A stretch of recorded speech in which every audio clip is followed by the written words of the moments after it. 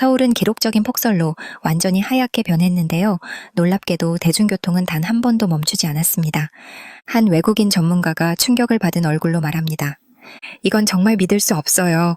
우리나라였다면 며칠은 마비됐을 상황인데 한국은 이렇게나 완벽하다니 도대체 무슨 일이 있었던 걸까요? 안녕하세요. 감동 주파수 구독자 여러분. 감동 이야기를 전해드리는 김희정입니다. 최근에 기록적인 폭설이 내렸는데요. 구독자님들 폭설 피해 없이 건강히 잘 지내시길 바랍니다. 오늘의 사연은 눈이 펑펑 내린 서울에서 외국인 전문가가 경험한 특별한 이야기를 들려드리려 해요. 서울에 관한 이야기를 들으면서 오늘도 한국인으로서 자부심이 가득 차오르는 시간이 될 것 같아요. 그럼 사연으로 들어가 볼까요? 사연자를 대신해 제가 읽어드리겠습니다. 안녕하세요. 저는 엘리자베스 스텐센입니다. 노르웨이에서 폭설 대처 전략을 연구하는 전문가로 활동하고 있어요. 눈이 많은 겨울이면 대도시들이 멈춰서는 일은 흔한 일이죠. 저희 나라인 노르웨이도 예외는 아닙니다. 하지만 한국, 특히 서울의 폭설 대응 방식을 직접 보고 배우기 위해 이곳에 왔을 때 저는 정말 놀라운 경험을 하게 되었습니다. 출장이 결정된 건 몇 달 전이었어요. 서울의 대중교통 시스템과 제설 작업 방식이 세계 최고 수준이라는 평가를 듣고 이를 직접 확인해보고 싶었습니다. 노르웨이에서도 도로와 대중교통 시스템을 통합적으로 관리하려는 노력이 이어지고 있었지만 실시간 교통 정보와 시민 참여라는 면에서는 여전히 많은 도전 과제가 있었거든요. 서울 출장 전에 준비한 자료에서 본 서울은 솔직히 조금 비현실적으로 느껴졌습니다. 실시간으로 모든 교통 정보를 확인할 수 있다니 정말 가능한 걸까? 하는 의문이 머릿속을 떠나지 않았죠. 그러나 의구심은 곧 감탄으로 바뀌게 되었습니다. 서울에 도착한 바로 그 주, 기록적인 폭설이 내리기 시작했습니다. 117년 만이라는 소식에 저는 걱정부터 앞섰어요. 눈은 아름다웠지만 저에게 폭설은 언제나 도시를 멈추게 하는 큰 도전이었으니까요. 하지만 서울에서 벌어진 일은 달랐습니다. 새벽 4시 시차 적응이 되지 않아 호텔 로비에서 커피를 마시며 창밖을 바라보던 저는 믿을 수 없는 광경을 목격했습니다. 도로 위를 분주히 움직이는 제설 차량들, 눈이 덮인 지하철역 입구를 정리하는 모습, 그리고 질서 정연하게 대기 중인 시민들.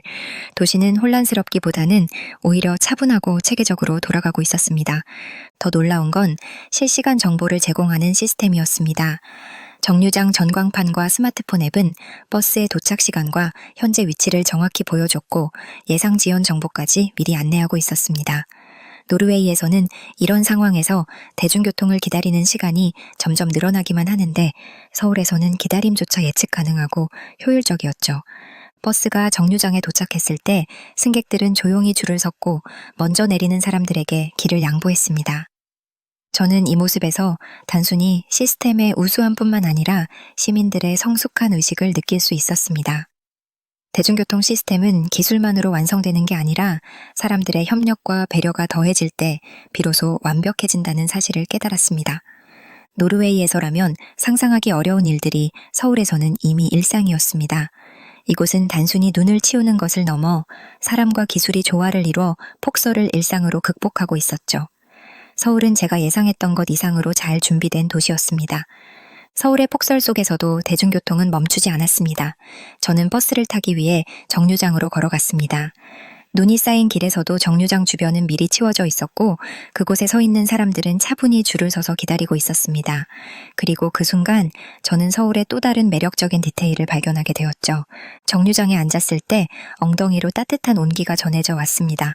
순간 의아한 마음에 손을 대봤더니 벤치에 난방이 되어 있었던 거예요. 추운 날씨 속에서도 따뜻한 온기를 느낄 수 있다는 건 정말 감동적이었습니다.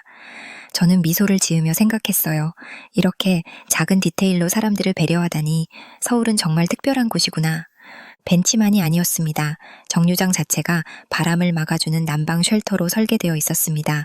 안으로 들어가니 바깥의 찬 공기가 덜 느껴졌고 유리벽 너머로 보이는 눈 내리는 풍경은 오히려 운치 있게 느껴질 정도였죠. 이곳에서 사람들은 추위에 떨며 고생하기보다는 오히려 여유로운 모습으로 버스를 기다리고 있었습니다.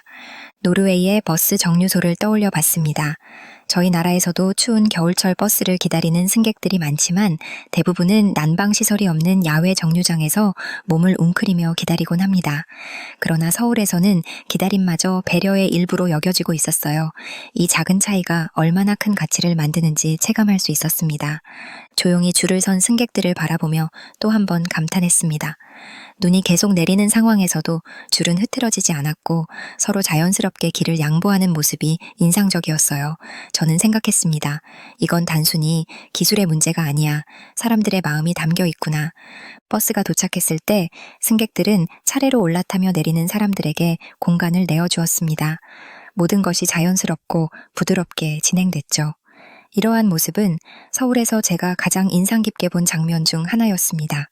저는 서울의 버스 정류소에서 경험한 작은 온기가 이 도시의 큰 배려를 보여주는 상징처럼 느껴졌습니다.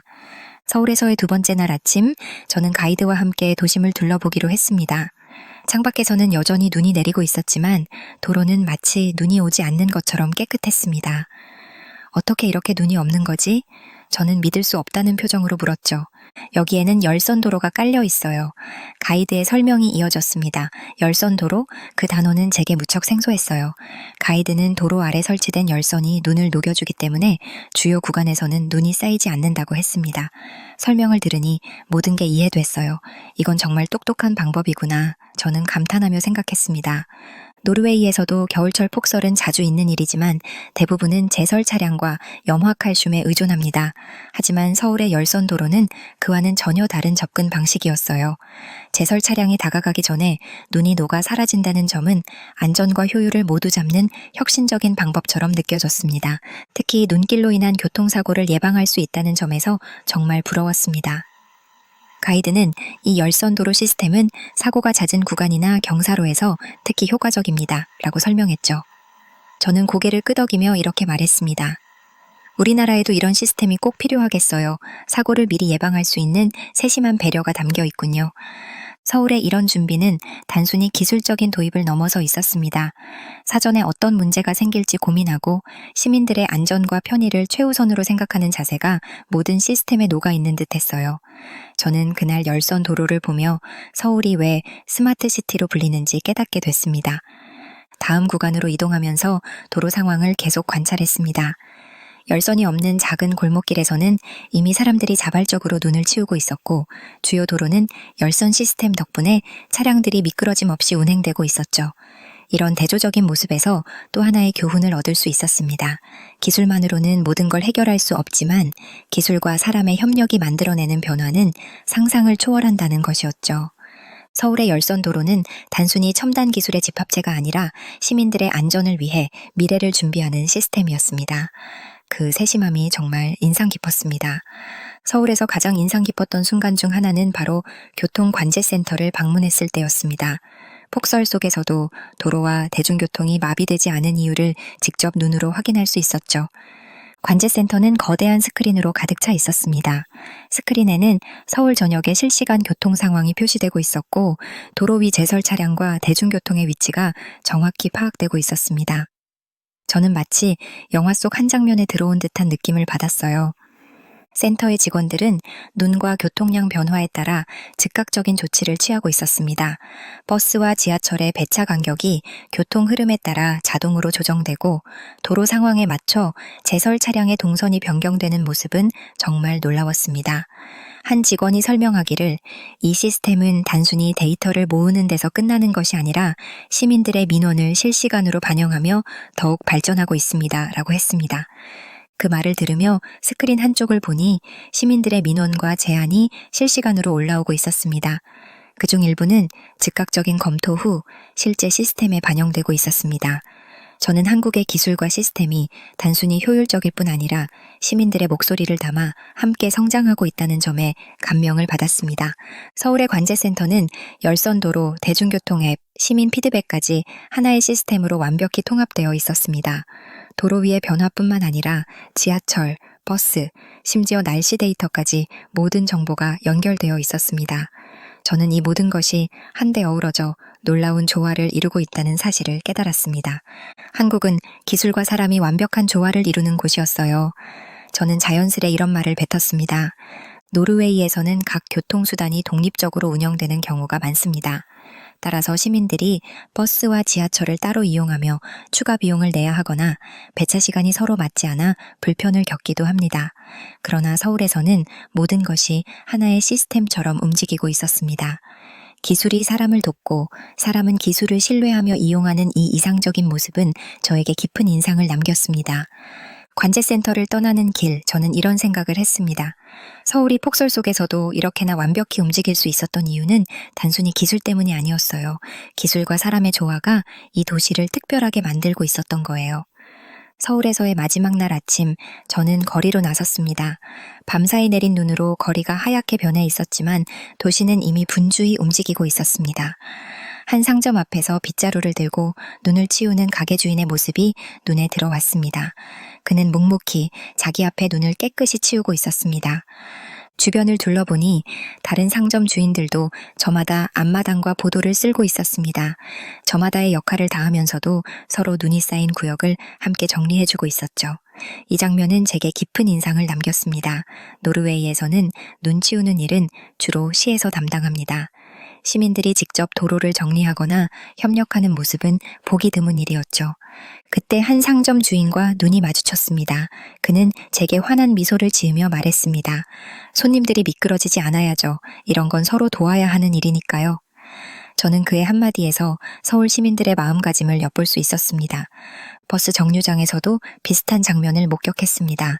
승객들은 눈이 쌓인 길에서도 조심스럽게 줄을 서 있었고 버스가 정차하자 모두가 자연스럽게 승하차를 도왔습니다.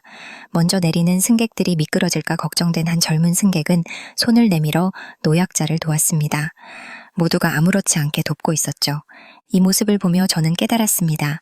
기술이나 시스템만으로는 설명할 수 없는 한국만의 특별한 힘이 여기에 있었습니다. 저는 마음속으로 이렇게 생각했습니다. 기술도 놀라웠지만 결국 한국의 힘은 시민들의 따뜻한 마음에서 나오는 거였어요. 서울은 단순히 첨단 시스템을 자랑하는 도시가 아니었습니다. 시민들이 서로를 배려하고 협력하며 하나로 움직이는 도시였습니다. 이런 모습은 기술이나 돈으로 쉽게 만들 수 있는 게 아니었죠.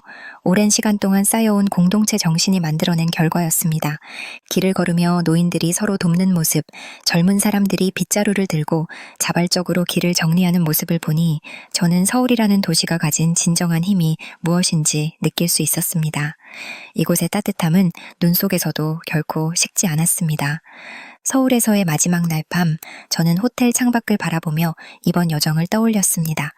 폭설 속에서도 멈추지 않았던 도시의 움직임, 기술과 인간의 배려가 어우러진 시스템, 그리고 시민들이 보여준 협력과 따뜻한 마음. 이 모든 것들은 제가 이전까지 알고 있던 도시 운영 방식과는 전혀 다른 차원의 것이었습니다. 서울은 단순히 눈에 잘 대처하는 도시가 아니었습니다. 여기서는 기술이 사람을 돕고 사람들은 기술을 신뢰하며 움직이고 있었습니다. 이 둘이 완벽하게 조화를 이루며 시민 누구나 안전하고 따뜻함을 느낄 수 있는 환경을 만들어내고 있었죠. 저는 그 점이 가장 인상적이었습니다. 특히 서울에서 경험한 시스템은 기술적 혁신을 넘어 그 안에 인간적인 배려가 담겨 있다는 점에서 특별했습니다. 버스 정류장의 따뜻한 벤치와 난방 쉘터, 열선 도로, 그리고 시민들의 피드백을 반영하는 통합 관제 시스템까지 모든 것이 시민의 안전과 편의를 중심으로 설계되어 있었습니다. 이곳에서 저는 도시란 단순히 도로나 건물이 아니라 그 안에 살아가는 사람들과 그들을 위한 배려로 이루어진다는 것을 깨달았습니다. 한국에서 배운 점들을 떠올리며 저는 다짐했습니다. 돌아가면 이 모든 걸 우리 노르웨이에서도 적용해보고 싶어요. 단순히 눈을 치우고 교통을 재개하는 것을 넘어 사람들을 더 안전하고 편안하게 만들 수 있는 방법을 찾아야겠어요. 노르웨이의 폭설 대처 전략은 여전히 많은 과제를 안고 있습니다. 기술을 도입하려는 노력은 계속되고 있지만 그 과정에서 서울처럼 시민들의 참여와 협력을 이끌어내는 방식은 부족했습니다. 서울에서 제가 목격한 모든 것은 이런 문제를 해결할 수 있는 귀중한 힌트가 되리라 확신했습니다. 이제 이틀 후면 저는 노르웨이로 돌아갑니다. 제 가방 속에는 서울에서 수집한 자료들과 메모들이 가득하지만 제 마음속에는 그보다 더 소중한 깨달음이 담겨 있습니다.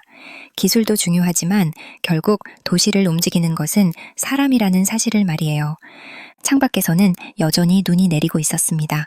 하지만 서울에서의 이 눈은 제게 차갑게 느껴지지 않았습니다. 이 도시를 움직이는 따뜻한 마음과 배려, 그리고 기술과 사람이 만들어내는 완벽한 조화를 목격했기 때문이죠. 서울, 정말 감사합니다. 당신 덕분에 제 고향도 조금 더 따뜻한 도시로 만들 수 있을 것 같아요. 라고 엘리자베스 스탠센 님이 사연 보내주셨네요. 정말 따뜻한 이야기였습니다. 서울에서 경험한 폭설 속에서도 기술과 시민들의 협력이 어우러져 만들어낸 따뜻한 풍경이 인상 깊었죠.